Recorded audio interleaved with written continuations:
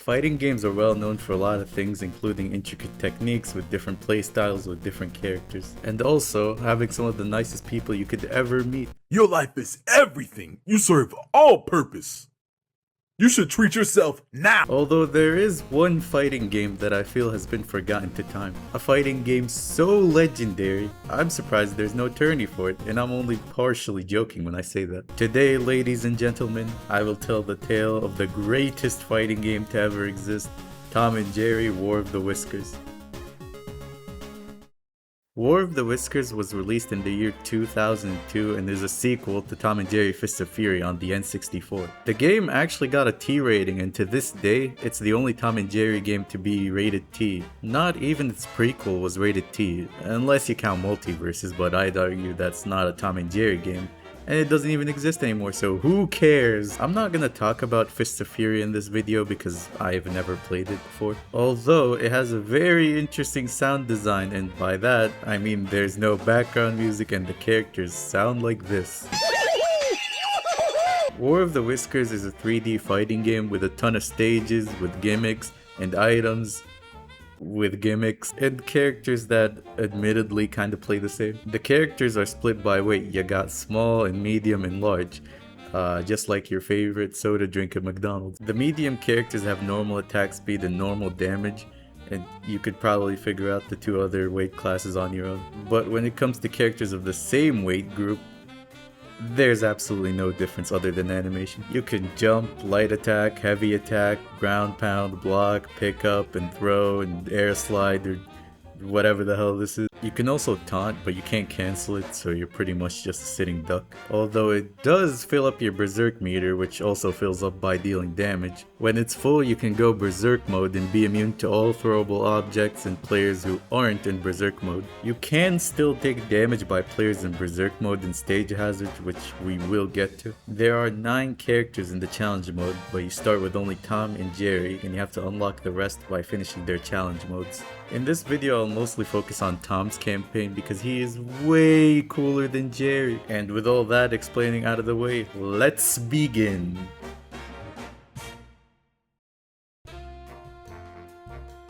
In the first stage, you fight against Jerry and Pause, which takes place on the beach, and the name is a pretty obvious reference to Jaws. And it also has a shark in it, so yeah. Can sharks even live on the shore of a beach, by the way? I'm not quite sure. On Google it says that bull sharks can, which doesn't sound very nice. Imagine you're having a nice, relaxing day on the beach and then someone gets munched up right in front of you by a shark. The shark comes in when the camera zooms out and the water rises, and once you fall into the water you can't jump out. You just have to pray the shark takes pity on you. The stage hazard here isn't very intrusive since it's the first stage, so let's check out the next one.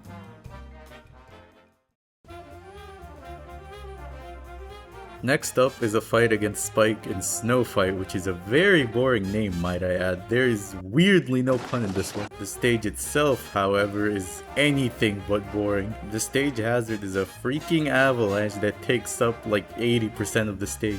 I have so many memories of me and my relatives playing and panicking to get on top of the cabin. If you get caught by the avalanche from above, you just take a bit of damage. But if you get hit anywhere else, you get turned into a snowman and can't move, which means the other player could do whatever the hell they feel like to. The CPU seems to always fall into the snow, however, so it's really not a difficult fight. Let's see how the next one goes. Next stage is called That Sinking Feline. Yes! The horrible cat jokes are back. It takes place on a cruise ship and you fight Tyke in this one, and this is the first stage that has more than one hazard in it. It has these pipes that produce steam every once in a while that damage you a little and make you drop your item. You might think, oh, those things are teeny, you'd have to be trying to get hit by them. But they're one of those things where you just forget they even exist, and when you least expect it, BAM! They also do this thing where they put the items right in front of the steam, which isn't very nice. The main hazard of the stage is a massive set of tentacles that take up like the whole freaking stage. How do you want me to fight on this? This feels more like a fight against the stage than it does against Tyke. Can we please move on to the next one? This stage is called Chow Meow. I am not missing the cat puns anymore. In this stage you fight against Tuffy, although he's called Nibbles in this game. Nibbles was actually his original name in the cartoons and it was changed to Tuffy shortly after. Why they used his original name in this game instead of his current one is beyond me. This stage takes place in an Italian village and it has a very happy vibe to it, but from your experiences in the previous stages, you should already know by now that's all a lie. Look at this fountain. Looks real pretty, doesn't it? How about I try climbing it? Oh! I always wondered why the fountain damaged you at the top and only at the top. I know some fountains have really high pressure, but this one is so small. Come on! Of course, right now you may be thinking, what, is that puny fountain the hazard in this stage? Well, no, that would be quite lame. The main hazard is a swarm of bees that, in simple terms, wreak havoc. They randomly roam across the stage, and if someone gets a bit too close to them, they will forget every goal and dream they ever had in life and prioritize you up. Listen, I'm already afraid of bees and wasps and pretty much anything that can fly and sting me if I accidentally look at it a little funny. But I swear this turns this fight to hide and seek from bees and it is freaking terrifying. Screw these bees, let's move on to the final stage in Tom's campaign. Next stage is Frankenmouse.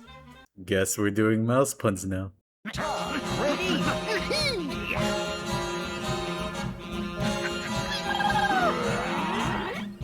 Monster Jerry, ready?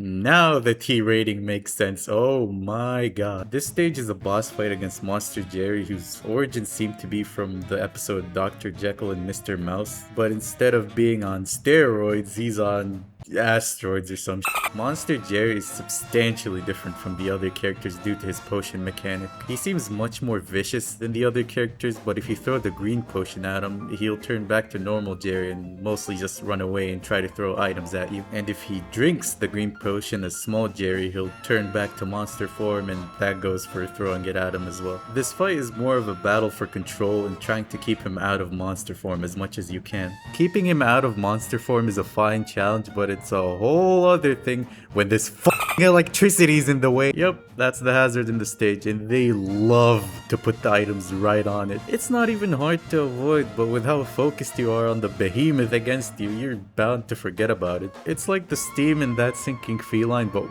way more obnoxious. But even with all of those factors, you will eventually triumph over Monster Jerry, and with that, you have completed Tom's campaign.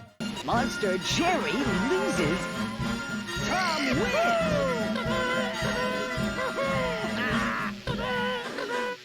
The other campaigns don't really change much. I mean, yeah, there are more characters and stages, but I'm not gonna get into those. Jerry, ready?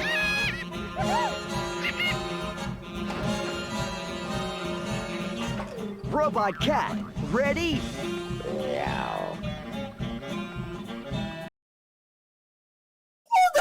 Is Robocat.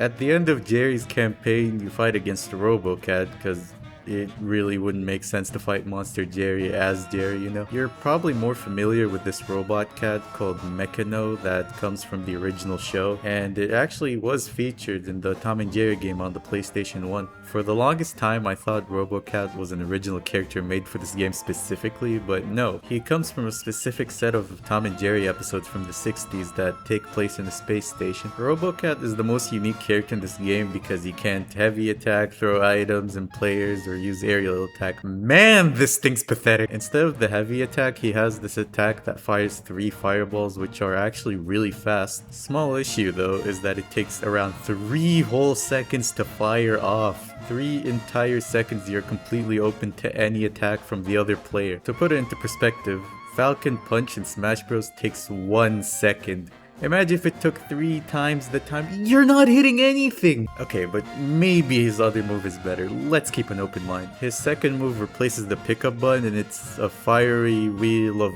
fire. He spins around himself for what feels like 10 years, and that's it. Something to note though is he gets full invincibility on startup, so unlike the other attack, you can't get destroyed before trying to use it.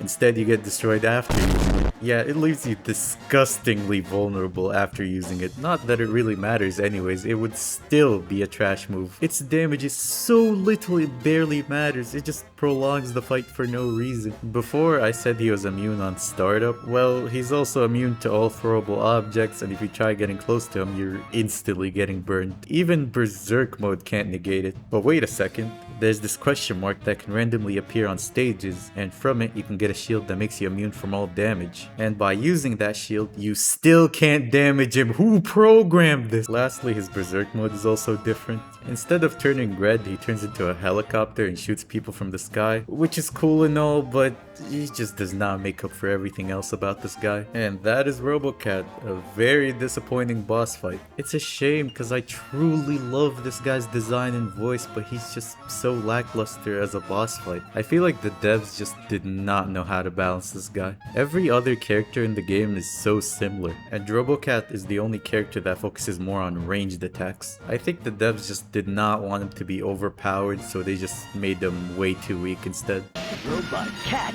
loses. Jerry wins.